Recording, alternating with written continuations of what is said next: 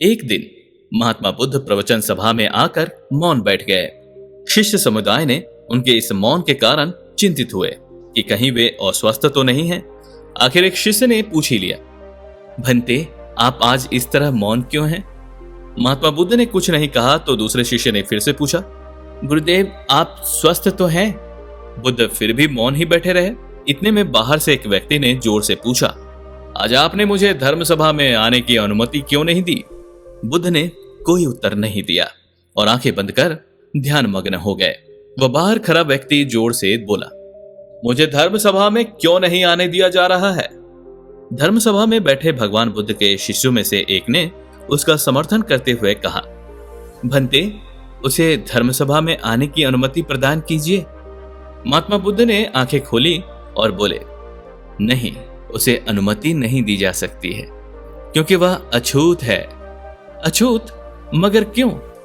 सारे शिष्य सुनकर आश्चर्य में पड़ गए कि भंते, ये छुआछूत कब से मानने लग गए? तब महात्मा बुद्ध ने शिष्य समुदाय के मन के भावों को तोड़ते हुए कहा, हाँ, वह अछूत है। वह आज अपने पत्नी से लड़कर आया है। क्रोध से जीवन की शांति भंग होती है। क्रोधी व्यक्ति मानसिक हिंसा करता है। इस क्रोध के कारण ही शारीरिक हिंसा होती है। क्रोध करने वाला अछूत होता है क्योंकि उसकी विचार तरंगे दूसरों को भी प्रभावित करती हैं। उसे आज धर्म सभा से बाहर ही रहना चाहिए। उसे वहां खड़े रहकर पश्चाताप की अग्नि में तपकर शुद्ध होना चाहिए।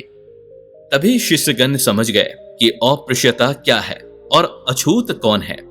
उस व्यक्ति को भी पश्चाताप हुआ। उसने कभी भी क्रोध न करने का प्रण लिया। बुद्ध ने उसे धर्म सभा में आने की अनुमति प्रदान की। क्रोध बेहद खतरनाक होता है। क्रोध जितना नुकसान दूसरों का करता है, उससे कई अधिक नुकसान स्वयं का करता है। क्रोध करने वाला व्यक्ति खुद को तो कष्ट देता ही है, उसके साथ साथ दूसरों को देता है। हमारे लिए सबसे अच्छा यही होगा कि हम अपने गुस्से पर काबू पा लें और अपने दिल में प्रेम और क्षमा को स्थान देना सीखें।